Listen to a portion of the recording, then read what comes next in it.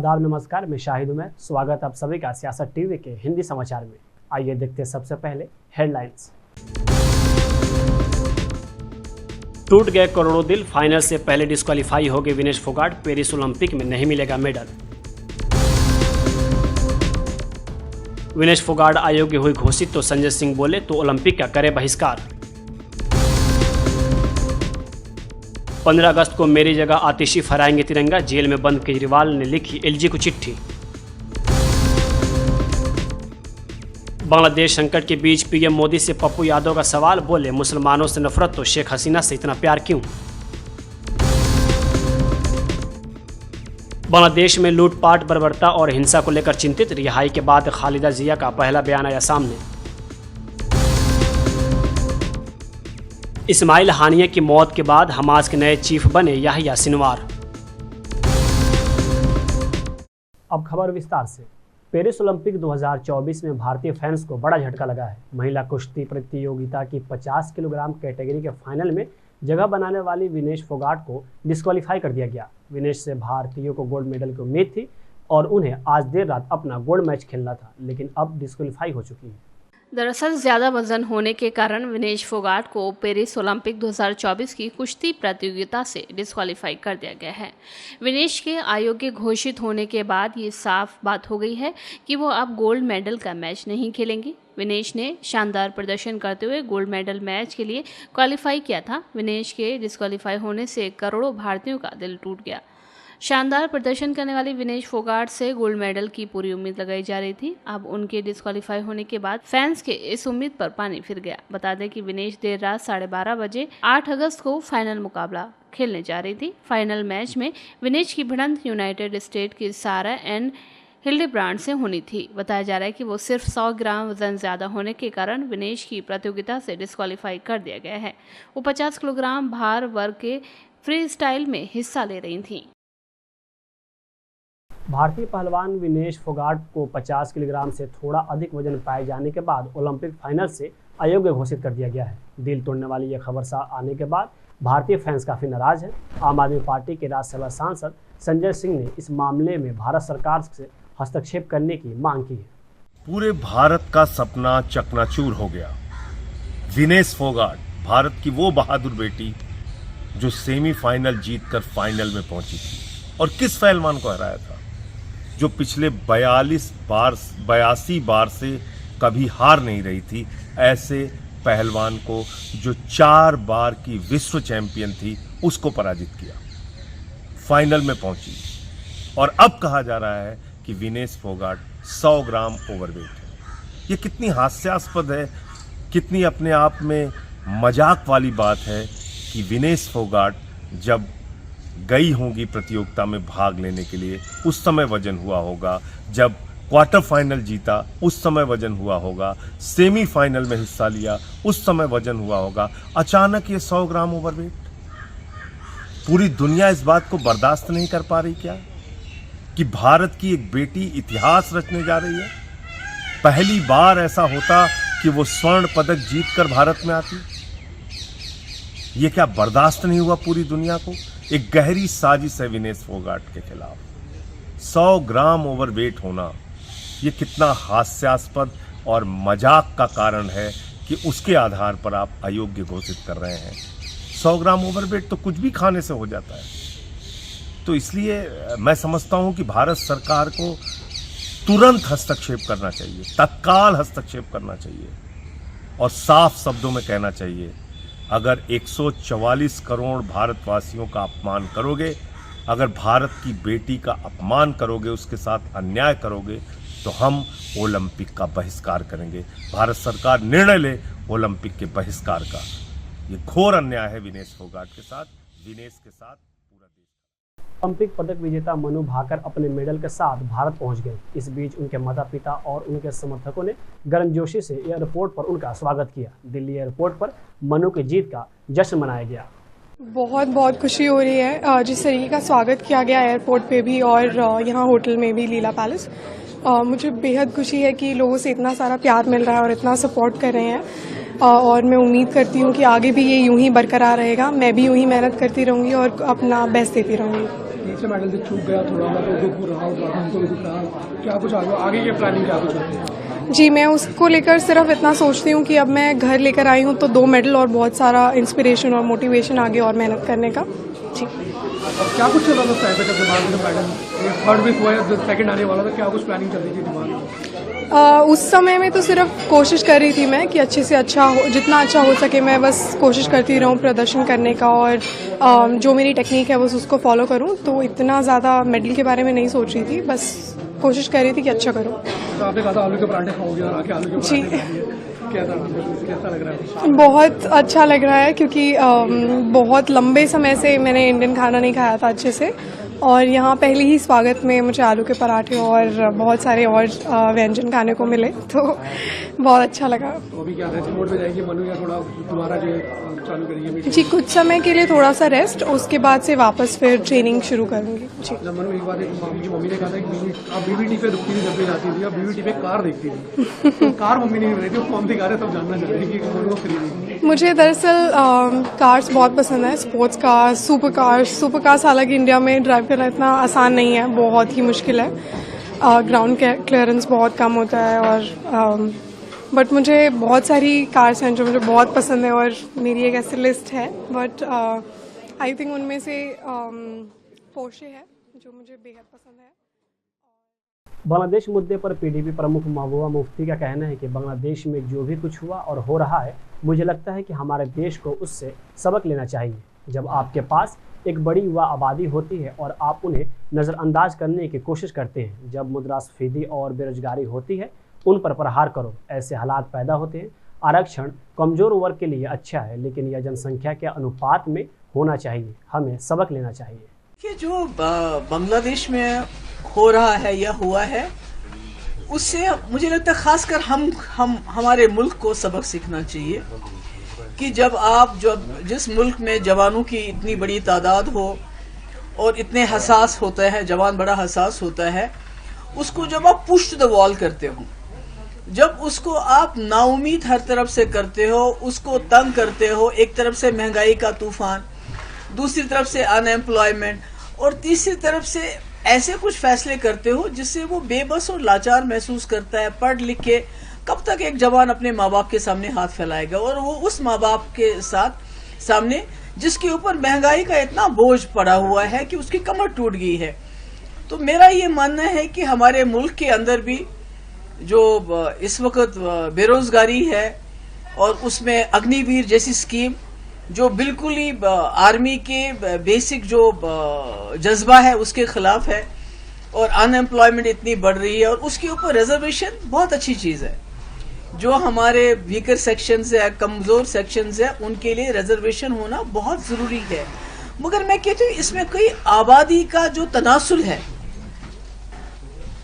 कि किसकी कितनी आबादी है, उसके हिसाब से रिजर्वेशन मिलना चाहिए, ताकि जो ओपन कैटेगरी के लोग हैं उनके साथ नाइंसाफी ना हो। कि आपकी reservation should not be at the cost of open category.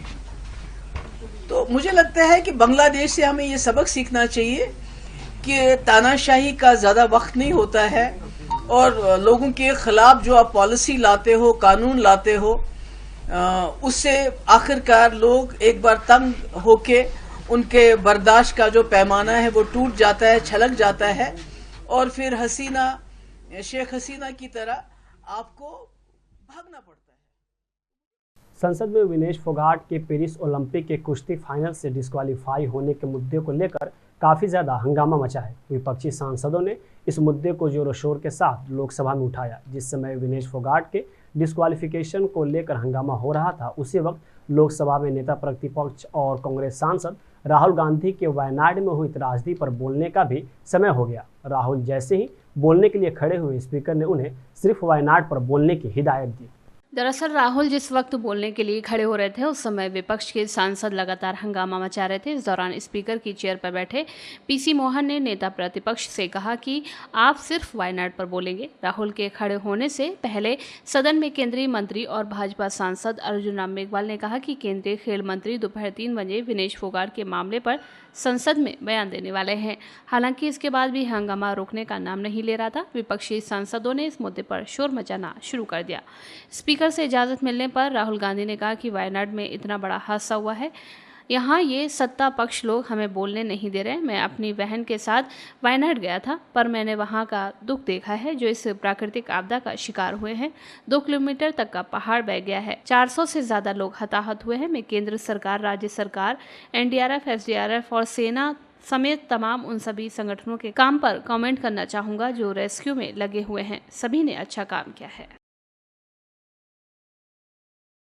Bangladesh संकट पर बीजेपी नेता शुभेंदु अधिकारी द्वारा दिए गए विवादित बयान पर कांग्रेस नेता सुरेंद्र राजपूत ने तीखा हमला किया है। उन्होंने कहा कि शुभेंदु अधिकारी को भारत सरकार और देश के प्रधानमंत्री की बात सुननी चाहिए। उन्होंने कहा कि ये देश की विदेश नीति का मामला है। शुभेंदु अधिकारी जैसे लोग भारत की विदेश नीति पर हमला कर रहे हैं, उन्हें जेल भेज देना चाहिए। शुभेंदु अधिकारी को भारत सरकार की बात सुननी चाहिए, नरेंद्र मोदी की बात सुननी चाहिए और जयशंकर जी की बात संसद में सुननी चाहिए। ऐसे बेवकूफाना और जाहिलाना जो बयान है शुभेंदु अधिकारी को उससे करना चाहिए। भारत सरकार की विदेश नीति का मामला है और शुभेंदु जैसे जाहिल भाजपाई उस विदेश नीति पे पलीता लगाने पे लगे हुए हैं।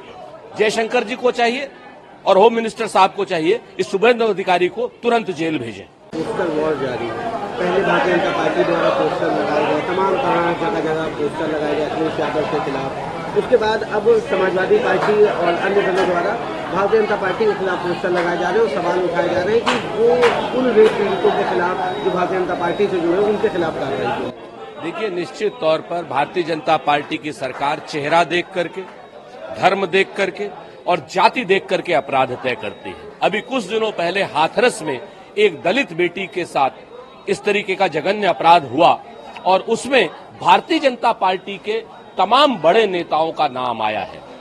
उस लड़की के मामा का और उस लड़की का बयान स्पष्ट है कि उन्हें न्याय नहीं मिल रहा है, उनके साथ सामूहिक दुराचार हुआ है और वो भारतीय जनता पार्टी के नेता अभी तक बने हुए हैं। और मामले को जब थाने में ले जाया गया तो थानेदार ने उसको सिर्फ मारपीट का मुकदमा दर्ज करके उसको रफा दफा कर दिया। ये भारतीय जनता पार्टी के चरित्र का दोगलापन है। कांग्रेस नेता सलमान खुर्शीद के बयान बांग्लादेश में जो हो रहा है वो यहाँ भी हो सकता है, उस पर आप सांसद संजय सिंह ने कहा कि भारत दुनिया का सबसे बड़ा लोकतांत्रिक देश है। कई बार नफरत फैलाने और झगड़े कराने की कोशिश की गई, लेकिन बेहतर बात यह है कि यहाँ लोग एक दूसरे के लिए खड़े हो जाते हैं। अगर किसी धर्म पर हमला होता है तो दूसरे धर्म के लोग खड़े हो जाते हैं। मामला है, क्या कर रहे हैं वो लोग, कैसे किसको जिम्मेदारी दे रहे हैं। जहां तक भारत सरकार की प्राथमिकता है वो तो यही देखना चाहिए कि कौन सी सरकार भारत के लिए, भारत की सीमा के लिए, भारत के साथ संबंधों के लिए अच्छी होगी और किसी भी हालत में लोकतांत्रिक ढंग से चुनी हुई सरकारें ज्यादा बेहतर होती हैं। देखिए, 2-3 महत्वपूर्ण बातें और महत्वपूर्ण जानकारी विदेश मंत्री जी ने दी सदन के अंदर। एक तो ये कि जो माइनॉरिटीज के ऊपर हमले की बात है तो उन्होंने कहा कि वहां जो संस्थाएं हैं उन्होंने आश्वस्त किया है सरकार को कि वो उनकी सुरक्षा और रक्षा करेंगे। दूसरी बात, उन्होंने ये भी आश्वस्त किया कि जल्द से जल्द जो भारतीय फंसे हुए हैं उनको भारत लाया जाएगा। तो मैं समझता हूं उस दिशा में भारत की सरकार तेजी से काम करे और जो परिस्थितियां बांग्लादेश में हैं उसके ऊपर बिल्कुल ध्यान रखना होगा। बहुत चाक चौबंद तरीके से उसके बारे ऊपर निगरानी रखनी पड़ेगी। देखिए, भारत दुनिया का सबसे बड़ा लोकतंत्र है। यहां कोशिश कई बार नफरत फैलाने की, झगड़े कराने की जाती है, लेकिन बेहतर बात यह है कि यहां एक दूसरे के लिए लोग खड़े हो जाते हैं। अगर किसी धर्म पे हमला होता है तो दूसरे धर्म के व्यक्ति खड़े हो जाते हैं। तो ये भारत की खूबसूरती है। हम विविधता में एकता वाले देश हैं और जो यहां नफरत का बीज बोने की कोशिश करेगा उसको जनता अस्वीकार करेगी और सत्ता से हटाएगी। ये हमारा इतिहास रहा है तो मुझे लगता है कि भारत आज दुनिया में, ठीक है, कोशिशें होती हैं झगड़े कराने की, लड़ाई कराने की, नफरत फैलाने की, लेकिन उसको मिलकर हम लोग नाकाम करते रहे हैं। 15 अगस्त आ रहा है और दिल्ली के मुख्यमंत्री अरविंद केजरीवाल जेल में बंद है, लेकिन वह चाहते हैं कि ध्वजारोहण हमेशा की तरह हो। जेल में होने की वजह से वह ध्वजारोहण नहीं कर पाएंगे, लेकिन दिल्ली सीएम चाहते हैं कि उनकी जगह आतिशी झंडा फहराएंगी। इसे लेकर उन्होंने जेल से ही दिल्ली के एलजी को पत्र लिखा है। पत्र में उन्होंने कहा है कि इस बार 15 अगस्त को दिल्ली में दिल्ली सरकार की मंत्री आतिशी उनकी जगह झंडा फहराएंगी।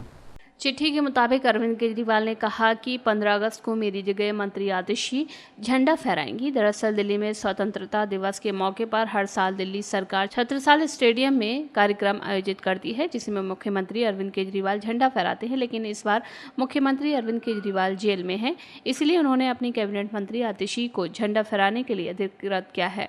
बता दें कि दिल्ली हाई कोर्ट ने बीते सोमवार को शराब घोटाला मामले में सीबीआई की ओर से सीएम केजरीवाल की गिरफ्तारी को सही ठहराया। हाईकोर्ट ने सोमवार को कहा कि सीबीआई की कृत्यों से कोई दुर्भावना नहीं है, जिसने सिखाया है कि आप सुप्रीमो कैसे उन गवाहों को प्रभावित कर सकते हैं जो उनकी गिरफ्तारी के बाद ही गवाही देने का साहस जुटा सकते हैं। सीबीआई ने केजरीवाल को 26 जून को गिरफ्तार किया था। उस समय वो ईडी द्वारा जांच किए जा रहे मनी लॉन्ड्रिंग मामले में न्यायिक हिरासत में थे। बाद में उन्हें ईडी मामले में सुप्रीम कोर्ट ने अंतरिम जमानत दे दी, लेकिन सीबीआई मामले में उन्हें अभी तक जमानत नहीं मिली है, जिसके चलते वो जेल में हैं। बांग्लादेश में राजनीतिक संकट पर आज़ाद समाज पार्टी काशीराम के अध्यक्ष और सांसद चंद्रशेखर आज़ाद ने कहा, बांग्लादेश की यह स्थिति कैसे हुई? कभी कभी हुकूमत खुद को मालिक समझ बैठती है और वो जनता का मजाक बनाने वाले कानून बनाती है। जब जनहित के मुद्दों पर सरकार विफल होगी तो इसका खामियाजा जनता को भी भुगतना पड़ेगा। देखिए, आप ये समझिए कि बांग्लादेश की स्थिति कैसे हुई। ये जो कभी कभी हुकूमतें अपने आप को मालिक समझ बैठती हैं और वो उस तरह के कानून बनाती है या जनता का मजाक उड़ाती है, तब ये खामियाजे भुगतने पड़े। मैंने सरकार से कहा था और मैंने सरकार विपक्ष दोनों से उनकी राय पूछी थी। यहाँ भी रिजर्वेशन को लेकर एक बहुत बड़ा मुद्दा हुआ है, सुप्रीम कोर्ट का ऑर्डर आया है, लेकिन जिस तरह सरकार ने और विपक्ष ने चुप्पी थाम रखी है तो ये लगता है कि लोगों में गुस्सा बढ़ रहा है। मैं मानता हूँ कि जब जनहित के मुद्दों पर जो है सरकार विफल होगी तो इसका खामियाजा भुगतना पड़ेगा। देखिए, बहुत बेरोजगारी है बांग्लादेश में, महंगाई ने वहाँ भी नुकसान पहुँचाया था और तमाम तरह से जो इंडस्ट्रियल एरिया सब चीज़ें ठप हो गया था, तो उसका खामियाजा जनता के विरोध के रूप में भुगतना पड़ा। बिल्कुल हमारा पड़ोसी मुल्क है, हमारे बहुत अच्छे रिश्ते हैं रहे हैं उनसे लंबे समय तक। हमें ध्यान रखना चाहिए कि उसका किसी तरह का नुकसान हमारे देश में ना हो और उस तरह की कोई आशंका या उस तरह की जो है कोई मूवमेंट हमारे देश में ना हो। तो विरोध को कुचलने के बजाय विरोध पर चर्चा करके उसको कम करने का काम करना चाहिए सरकार।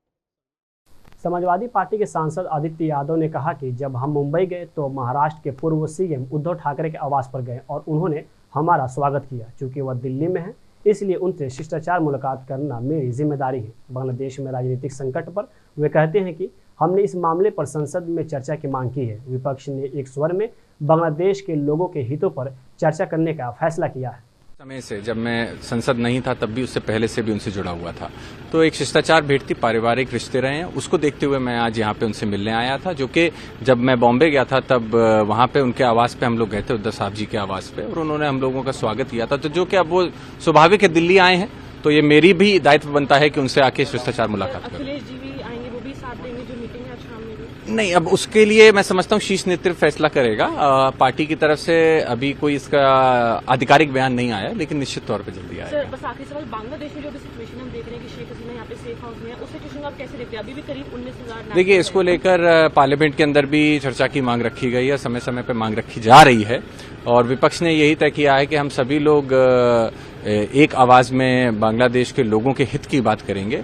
सरकार जो हटी है, जो घटनाक्रम रहा है, उसके लिए हमारी मौजूदा सरकार क्या स्टैंड ले रही है, इसके ऊपर हम लोग आवाज उठाने का काम करेंगे। जन सुराज के प्रमुख प्रशांत किशोर ने कहा कि इन 2 वर्षों में मैंने आकलन किया है कि लोगों का एक बड़ा हिस्सा बीजेपी, जेडीयू और राजद या किसी भी राजनीतिक प्रतिष्ठान से जुड़े लगभग 100% लोग बिहार में बदलाव चाहते हैं। सुराज एक मौका है कि मिलकर एक पार्टी बना सकते हैं। नीतीश कुमार का राजनीतिक सफर आखिरी पड़ाव पर है। जब वे राजनीति से भाग गए थे तो उनके नेता मेरे पास मदद मांगने आए थे और अगर मैंने उनकी मदद नहीं की होती तो मुझे नहीं पता कि आज नीतीश कुमार और जेडीयू कहाँ होते।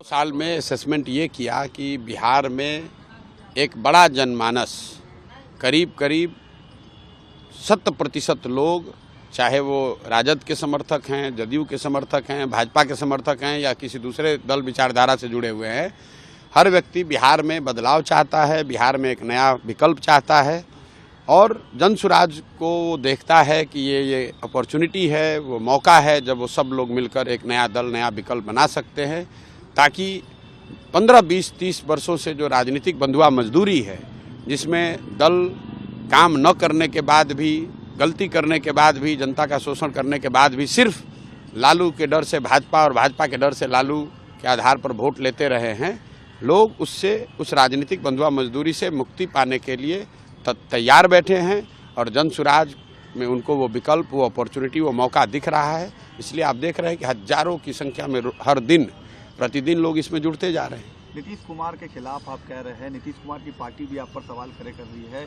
कि आपके पास पैसा कहाँ से आ रहा है, आप कैसे चुनाव अब छोड़िए, नीतीश कुमार का अब राजनीतिक जीवन का अंतिम दौर है। जो लोग सवाल खड़ा कर रहे हैं उस पर तो हम रोज जवाब दे रहे हैं, आपको भी देंगे। उनको जरा पूछ लीजिए कि 2014 में जब आपका नाव डूब गया था, नीतीश कुमार राजनीतिक भगोड़े के तौर पर मुख्यमंत्री का पद छोड़कर भाग गए थे, राजनीति में से संन्यास लेने की सोच रहे थे, तब उनके नेता हमारे ही पास आए थे मदद मांगने के लिए। और अगर हमने नीतीश कुमार की मदद उस समय नहीं की होती तो कहाँ रहते नीतीश कुमार और कहाँ रहता जदयू। इसलिए आदमी को गीता में कहा गया है कृतज्ञ नहीं होना चाहिए, कृतज्ञता से बड़ा कोई अपराध नहीं है।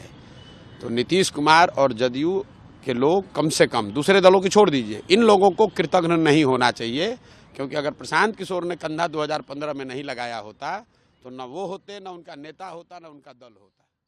बिहार के पूर्णिया से सांसद पप्पू यादव ने बांग्लादेश संकट पर बोलते हुए पीएम मोदी पर निशाना साधा। उन्होंने कहा, यहाँ आपको मुसलमानों, SC ST से इतनी नफरत है तो शेख हसीना से इतना प्यार क्यों है। मुझे लगता है कि सरकार ने हमारे लोगों को सुरक्षित रखने के लिए कोई सख्त कदम नहीं उठाए हैं।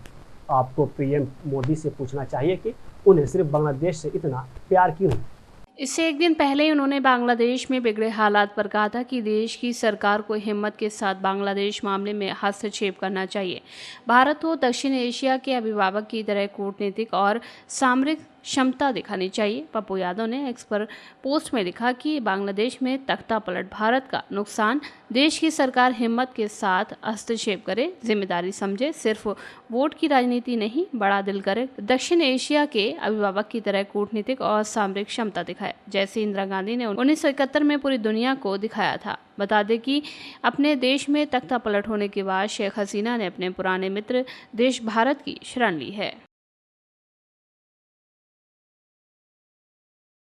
बांग्लादेश नेशनलिस्ट पार्टी यानी BNP के नेताओं ने बताया कि खालिदा जिया भेदभाव विरोधी छात्र विरोध के बीच देश भर में हो रही हिंसा, बर्बरता और राज्य के संसाधनों की लूट को लेकर बेहद चिंतित है। ढाका के एक अखबार ने इसकी जानकारी दी। ढाका के एवर केयर अस्पताल में बांग्लादेश खिलाफत मजलिस के महासचिव मौलाना हक के साथ बैठक के दौरान उन्होंने कहा, हमारे राज्य के संसाधन बर्बाद हो रहे हैं, यह देश हमारा है, हमें इस देश का निर्माण करना है। बता दें कि 6 अगस्त को बांग्लादेश के राष्ट्रपति शहाबुद्दीन अहमद ने संविधान के अनुच्छेद 49 के तहत पूर्व प्रधानमंत्री खालिदा जिया की जेल की सजा को माफ कर दिया है और उन्हें रिहा करने की घोषणा की है। ढाका ट्रिब्यून की रिपोर्ट के मुताबिक खालिदा ने मौलाना मामुनुल हक के पिता स्वर्गीय शेखुल हदीस अजीजुल हक के साथ अपने अच्छे संबंधों को याद किया। ढाका ट्रिब्यून ने मीटिंग सूत्रों के हवाले से बताया कि खालिदा जिया ने कहा है कि लोगों की जिंदगियों को नुकसान पहुंचाना और देश की प्रॉपर्टी पर हमला करना एक गंभीर घटना है। उन्होंने कहा कि राज्य के संसाधनों की लूट में कई लोग शामिल हैं और उन्होंने इसे अन्यायपूर्ण बताया। इस बारे में पूछे जाने पर खिलाफत मजलिस के संयुक्त महासचिव मौलाना अताउल्लाह अमीन ने कहा कि बेगम खालिदा जिया एक उत्पीड़ित महिला हैं, हम लंबे समय तक जेल में रहे। मौलाना मामुनुल हक भी लंबे समय तक जेल में रहे। मौलाना मामुनुल हक के नेतृत्व में हम उनके स्वास्थ्य के बारे में जानकारी लेने अस्पताल गए थे। मौलाना अताउल्लाह अमीन ने कहा कि बांग्लादेश में स्थिति अच्छी नहीं है। उन्होंने कहा कि खालिदा जिया ने देश के लिए और लोगों के लिए दुआ मांगी है। हमास के नेता इस्माइल हानिये की मौत के बाद याहिया सिनवार को हमास का नया प्रमुख बनाया गया है। फलस्तीनी समूह हमास ने मंगलवार को नए प्रमुख के नाम का ऐलान किया है। रिपोर्ट्स के अनुसार फिलिस्तीनी समूह हमास ने मंगलवार को घोषणा की है कि याहिया सिनवार उनके राजनीतिक ब्यूरो के नए प्रमुख होंगे। वह इस्माइल हानिया की जगह लेंगे। हमास ने नए प्रमुख के नाम का ऐलान इस्माइल हानिया की मौत के एक सप्ताह बाद किया है। हमास के राजनीतिक ब्यूरो के मुताबिक प्रमुख इस्माइल की तेहरान में हत्या कर दी गई थी। ईरान ने हमास के नेता की हत्या के लिए इजराइल को जिम्मेदार ठहराया। उन्होंने जवाबी कार्रवाई में शपथ ली है। दरअसल 61 वर्षीय याया इब्राहिम हसन सिनवार 2017 की शुरुआत से गाजा पट्टी में हमास का नेतृत्व कर रहे हैं। याया सिनवार पर बीते साल 7 अक्टूबर 2023 को इजराइल पर हुए हमले की साजिश रचने का आरोप है। इजराइल ने इस हमले के जवाब में गाजा के हमास के खिलाफ जंग का ऐलान कर दिया। इस युद्ध में अब तक लगभग 40,000 लोग मारे गए हैं। बता दें कि हमास के नए प्रमुख याया सिनवार को 1989 में 2 इजरायली सैनिकों और 4 कथित फिलिस्तीनी सहयोगियों का अपहरण कर उनकी हत्या करने के आरोप में गिरफ्तार किया गया था। हिंदी समाचार यही समाप्त होता है। मुझे दे इजाज़त। बाकी खबरों के लिए बने रहें सियासत टीवी के साथ।